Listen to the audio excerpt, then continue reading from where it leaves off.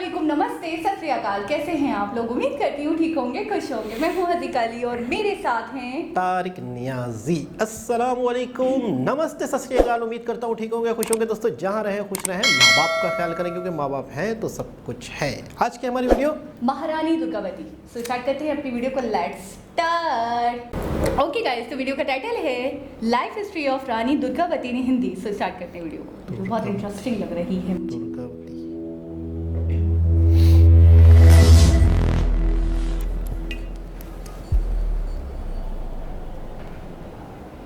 देखते रहिए, जानते रहिए। गया हेलो दोस्तों, ज्ञान मंथन में आप सभी का हार्दिक अभिनंदन करते हैं। मैं हूं सुबोध और दोस्तों आज हम आपको अपनी इस वीडियो में बतलाने वाले हैं भारतीय इतिहास की एक प्रमुख वीरांगना रानी दुर्गावती के इतिहास के बारे में। तो चलिए फिर शुरू करते हैं इस वीडियो को।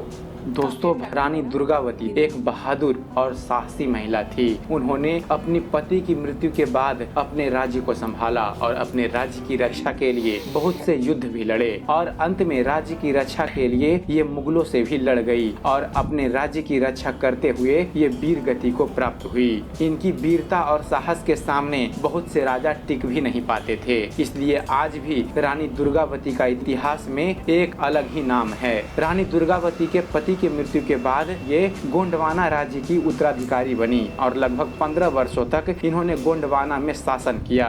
दोस्तों रानी दुर्गावती के प्रारंभिक जीवन के बारे में बात करें तो रानी दुर्गावती का जन्म 5 अक्टूबर 1524 ईस्वी में एक प्रसिद्ध राजघराने चंदेल सम्राट के कृति सिंह के परिवार में हुआ। इनका जन्म चंदेल कालिंजर किले में हुआ था, जो कि वर्तमान समय में उत्तर प्रदेश के बांदा जिले में स्थित है। इनके पिता चंदेल राजवंश के सबसे बड़े शासक थे। इन्होंने अपनी वीरता और साहस से महमूद गजनी को हराया था तथा इन्होंने मध्य प्रदेश के खजुराहो मंदिर का निर्माण करवाया, जिसकी वजह से ये उस समय बहुत ही प्रसिद्ध राजा हुआ करते थे। खजुराहो मंदिर जो कि वर्तमान में विश्व विरासत सूची में शामिल है। रानी दुर्गावती का नाम दुर्गावती रखने के पीछे भी एक छोटी सी कहानी है। कहा जाता है कि इनका जन्म दुर्गा अष्टमी के दिन हुआ था, जिसकी वजह से इनका नाम दुर्गावती पड़ा। ये अपने साहस, पराक्रम और अपनी सुंदरता की वजह से बहुत ही प्रसिद्ध थी। इनको बचपन से ही तलवारबाजी, तीरंदाजी का शौक था। इसके साथ साथ इनको घुड़सवारी का भी बहुत ज्यादा शौक था। ये अपने पिता के साथ में ज्यादा से ज्यादा समय बिताती थी और कभी कभी तो अपने पिता के साथ शिकार पर भी जाया करती थी। ये शिकार करने में बहुत ही माहिर थी। इनको शेर और चीतों का शिकार करने में बहुत मजा आता था। रानी दुर्गावती ने पिता के साथ रहकर राज्य का सारा काम सीख लिया था और वह अपने पिता का हाथ भी बटाया करती थी राज्य के कामों में। इनके काम से इनके पिता बहुत ही खुश रहते थे क्योंकि उनके अंदर रानी बनने का सारा गुण मौजूद था। रानी दुर्गावती के वैवाहिक जीवन के बारे में आपको बताएं फ्रेंड्स। जब रानी दुर्गावती विवाह के योग्य हुई तो इनके पिता ने इनकी शादी के लिए रानी दुर्गावती के योग्य राजकुमार को ढूंढ रहे थे, लेकिन रानी दुर्गावती को दलपत शाह पसंद थे। ये उनसे साहस और वीरता से बहुत ही प्रभावित थी और उन्हीं से शादी भी करना चाहती थी, लेकिन दलपत शाह राजकुमार न होकर गोंड जाति के थे, इसलिए इनके पिता इस शादी से सहमत नहीं थे। दलपत शाह के पिता संग्राम शाह थे जो कि गढ़ा मंडल के शासक थे। रानी दुर्गावती के वीरता से संग्राम शाह भी बहुत प्रभावित थे। वो इनको अपनी पुत्र वधू बनाना चाहते थे, जिसकी वजह से संग्राम शाह ने दुर्गावती के पिता से युद्ध किया और इनको हरा भी दिया और जिसके बाद रानी दुर्गावती के पिता ने 1542 ईस्वी में अपनी पुत्री का विवाह दलपत शाह से कर दिया। इनकी शादी के 4 साल बाद इनके पति राजा दलपत शाह का निधन हो गया। उस समय रानी दुर्गावती के गोद में एक 3 साल का पुत्र था जिसका नाम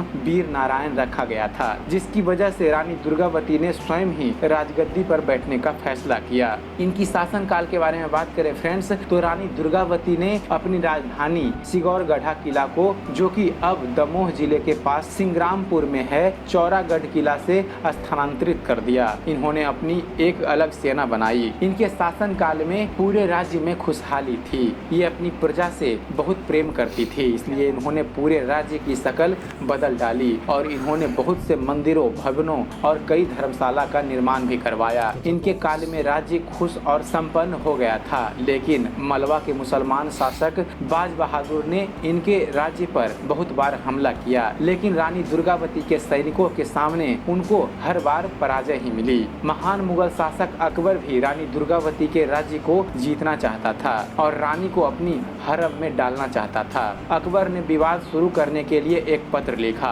उसने इसमें लिखा कि रानी अपने प्रिय हाथी सरमन और विश्वास पात्र वजीर आधार सिंह को अपने पास भेजने को कहा, लेकिन रानी ने अकबर के मांग को अस्वीकार कर दिया, जिससे अकबर ने अपने रिश्तेदार आसफ खान को हमला करने का आदेश दे दिया। जब रानी दुर्गावती को पता चला कि आसफ खान उन पर हमला करने के लिए आ रहा है, तो उन्होंने पूरा प्लान बनाया और आसफ खान को हरा दिया। पहली बार हारने के बाद आसफ खान ने दोबारा फिर से अपने सैनिकों की फौज तैयार की और फिर से रानी दुर्गावती के राज्य पर हमला कर दिया। इस बार रानी दुर्गावती के पास कम सैनिक थे। इन्होंने जब्बलपुर के पास एक मोर्चा लगाया और खुद ही पुरुष के वेश में युद्ध लड़ने के लिए आ गई। पहले दिन मुगलों के 3000 सैनिक मारे गए, लेकिन इसमें रानी के भी कई सैनिक मारे गए। दूसरे दिन 24 जून 1564 ईस्वी को मुगल सैनिकों ने फिर से हमला बोला। दूसरे दिन रानी का पक्ष कमजोर पड़ गया। उस दिन रानी दुर्गावती का पुत्र नारायण भी युद्ध कर रहा था और वह युद्ध में घायल हो गया था। रानी ने उसे सुरक्षित स्थान पर भेज दिया। रानी दुर्गावती युद्ध कर रही थी और एक तीर आकर उनके भुजा पर लग गई। उन्होंने इस तीर को निकालकर फेंक दिया। तभी एक दूसरी तीर उनकी आंखों को बेध दिया। रानी ने इस तीर को भी निकाल दिया, लेकिन तीर की नोक आंख में ही रह गई। तभी तीसरी तीर उनकी गर्दन में आकर धंस गई। रानी दुर्गावती ने अंत समय में अपने वजीर आधार सिंह से आग्रह किया कि वे अपनी तलवार से उनके गर्दन को काट दें, लेकिन वो ऐसा करने के लिए तैयार नहीं हुए और अंत में रानी खुद की तलवार को अपने सीने में घोंपकर आत्म बलिदान की ओर आगे बढ़ गई। वह नहीं चाहती थी कि जीते जी उनके शरीर को कोई मुगल या मुगल शासक स्पर्श करे। दोस्तों, जब्बलपुर के जिस स्थान पर यह ऐतिहासिक युद्ध हुआ था उसका नाम बरेला है। वहीं रानी दुर्गावती की आज भी समाधि बनी हुई है। गौड़ जनजाति के लोग आज भी जाकर रानी दुर्गावती को श्रद्धा सुमन अर्पित करते हैं। जब्बलपुर में इनके नाम से एक महाविद्यालय भी है, जिसका नाम रानी दुर्गावती विश्वविद्यालय है। तो दोस्तों, इस प्रकार वीरांगना रानी दुर्गावती ने युद्ध में अपने साहस और बहादुरी के साथ अपने दुश्मनों का सामना करते हुए अपने प्राणों को त्याग दिया।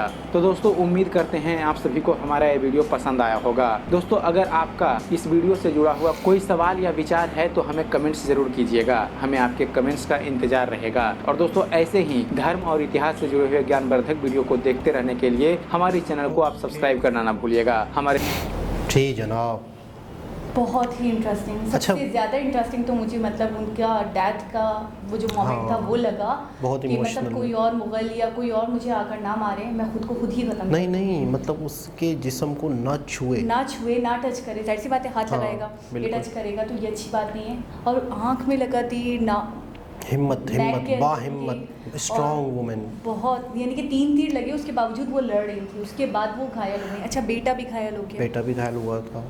अच्छा, एक चीज़ और बहुत मुझे बड़ी बात। हमें जो है ना, इसका मतलब है, मुझे ऐसा लगता है कि यार हमें तो है हिस्ट्री जो हमारी पढ़ाई जा रही है या पढ़ाई जाती है, वो तो एक तरफ पढ़ाई जा रही है, एक पार्ट पढ़ाया जा रहा है, एक रुख सिक्के का। मतलब तस्वीर का एक रुख दिखाया अच्छा, जा रहा है, हमें दूसरा रुख भी तो दिखाया जा मैं कहता हूँ हमारे जितने भी पाकिस्तानी नौजवान नस्ल है अभी वो पढ़ रही है या पढ़ चुकी हैं, हम सब ये समझते थे, हम सब ये समझते हैं, बल्कि जिन्होंने अपनी तरफ से नॉलेज हासिल कर ली तो कर ली, लेकिन तकरीबन पाकिस्तान ये समझते हैं कि जब मुगलिया दौर था तो वो पूरा मुगलिया दौर की हुकूमत थी। अच्छा, और एक मुझे ये हमें नहीं पता चला था मुगलिया दौर के बारे में या मुगलों के बारे में कि वो बड़े इंसाफ पसंद हुआ करते थे और मतलब सही तो सही, गलत तो गलत। तो मैं ये सोच रही हूँ वो लोगों के साथ इतना गलत कैसे कर सकते थे या कर चुके। सबसे पहली चीज़ तो ये है कि उनकी हुकूमत ही पूरे हिंदुस्तान में नहीं थी, उनकी भी जंगें चलती रहती थी राज्यों में। ठीक है, ये तो ये कहेंगे ना, ज़बरदस्ती घुसे, ज़बरदस्ती कब्जा करो। उसके बावजूद फिर आपने ये इस तरीके से युद्ध करे और खून खराबा करा। और मुझे सबसे ज़्यादा अफसोस इस बात पे, जैसे वो मतलब उनकी डेथ हुई, सबसे ज़्यादा अफसोस इस बात। पहली चीज़ तो ये है कि मुगलिया की पूरी हुकूमत नहीं थी उनके उसमें, ठीक है।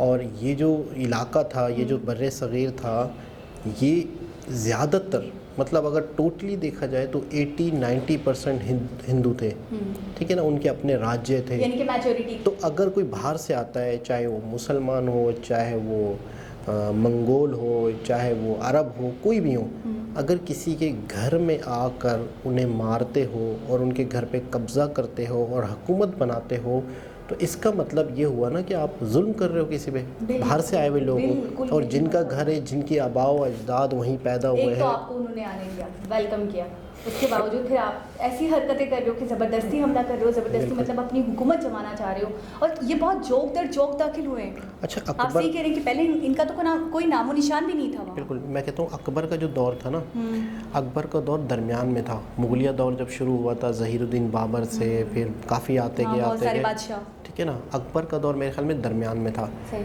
तो हमें कहीं भी बाखुदा कहीं भी ये नहीं पढ़ाया गया कि मुगलिया दौर में भी जंगें होती थी और कहीं ऐसे राज्य थे जो कि मुगलिया दौर के कंट्रोल में नहीं थे। नहीं, ये चीज़ नहीं, ये तो हमें पता है कि उन्होंने जाहिर सी बात है युद्ध करे, उन्होंने मतलब नहीं, मतलब जंगें करी और हुकूमत बना ली। लेकिन हमें एक तस्वीर का एक रूप दिखाया गया कि जी उन्होंने जंगें करी, उन्होंने बहादुरी से वो लड़े और उन्होंने उस जगह को फतह कर लिया और कब्जा कर लिया। आप दूसरा साइड भी तो दिखाओ कि वहाँ पहले से हुकूमतें थी, उन हुकूमतों को उन्होंने बर्बाद किया, जबरदस्ती घुसे और उसके बाद फिर उन्होंने कब्जा करा उनके घर पे। समझे आप, आपके घर में आके उन्होंने एक आपकी अपनी हुकूमत जमा ली। बिल्कुल, लेकिन इन खातून की मैं कहता हूँ कि ये जो है मतलब आज की जो खातून है, आज की जो औरत है, अगर वो कहीं पर भी ये सोचती है।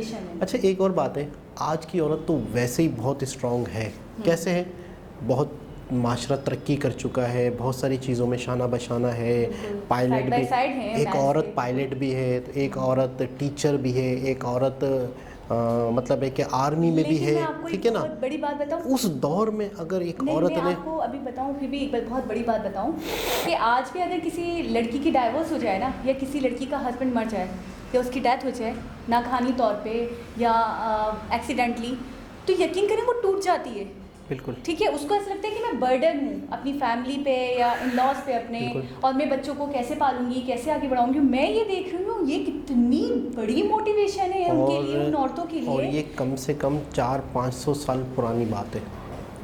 जब ये जज्बा, जब ये हिम्मत, तो मैं कहता हूँ कि इनकी अगर कहानी या इनकी जो स्टोरी है, अगर ये स्टोरी अगर हमारी आज की ख़वातीन देखें, तो मैं कहता हूँ आज की ख़वातीन के पास तो बहुत ताकत है। सिर्फ़ और सिर्फ इस वजह से है कि 2021, ठीक है ना, हाँ। इस दौर में वो जी रही हैं। आज की नारी है वो। आज की औरत के पास वैसे ही बहुत बड़ी ताकत है, बहुत मतलब है कि सपोर्ट है बहुत सी चीज़ों की तरफ से। हमारे बुजुर्ग एक मिसाल देते हैं कि पूत के पाँव पालने में पता चल जाता है। उनके फादर को आइडिया था उनका, उनके अंदर गर्ड्स, उनके अंदर टैलेंट था, स्किल्स थी कि अपने फादर के साथ शिकार पर जाना। और इसका मतलब ये कि वो जो गर्ड्स इनके अंदर आए, हाँ, तो फादर को देखकर भी आए, सीखा, कंपनी में रहना पसंद करती थी, राज्य चलाना उन्होंने सीखा, उनका हाथ बटा दी थी, बहुत बड़ी बात। और शिकार करना किस चीज़ का पसंद था? चीते और शेर का। तो यहीं से पता चलता है कि ये कितनी ज़्यादा बहादुर थी। और मैं कहता हूँ कि अगर इनकी स्टोरी वाकई हमारी आज की औरतों को पढ़नी चाहिए। मुझे ऐसा लग रहा है मूवीज़ वगैरह हैं, हो सकता है, मेरे ख्याल में है ना। रानी दुर्गावती मुझे ऐसा लग रहा है, मैंने नाम सुना है और शायद कोई मूवी देखी है, इनसे इंस्पायर्ड होकर यकीनन मूवी बनी है। तो ऐसा है कि इनकी स्टोरी से मैं कहता हूँ ख़वातीन अपने अंदर जज्बा पैदा कर सकती हैं। देखिए, युद्ध वाली बात तो नहीं है। अच्छा, लेकिन आपको पता है हम छोटे छोटे युद्ध कर ही रहे हैं, हम अपने आप को सर्वाइव कर रहे हैं, हमारे छोटे छोटे मसाइल हैं।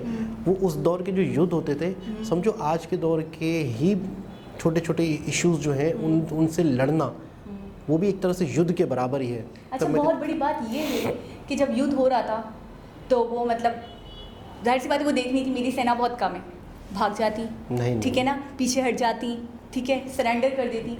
लेकिन यकीन करें, मुझे ये बात सबसे अच्छी लगी कि वो खुद आई लड़ने के लिए। बिल्कुल, ठीक है ना, ये नहीं कि मुझे भाग लेना चाहिए या मुझे पीछे हो जाना चाहिए या फिर अब तो मैं जीत ही नहीं सकती। आखिरी दम तक उन्होंने कोशिश करी। और मर्दों के गेटअप में लड़ी।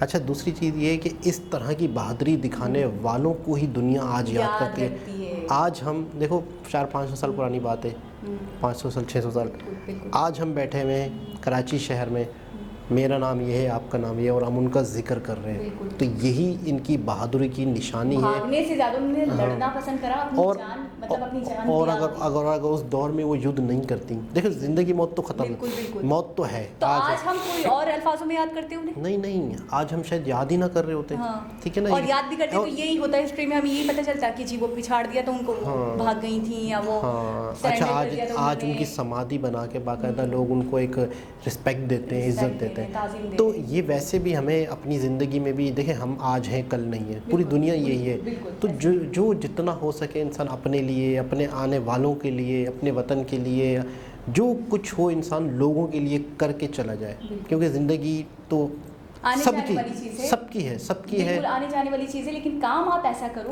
कि आपको कि ज़माना याद आपको रखे। जिस तरह इनको। तो एक बहुत ही खूबसूरत मोटिवेशनल वीडियो थी। दोबारा किसी और वीडियो के साथ आपसे मुलाकात होगी, जब तक के लिए अल्लाह।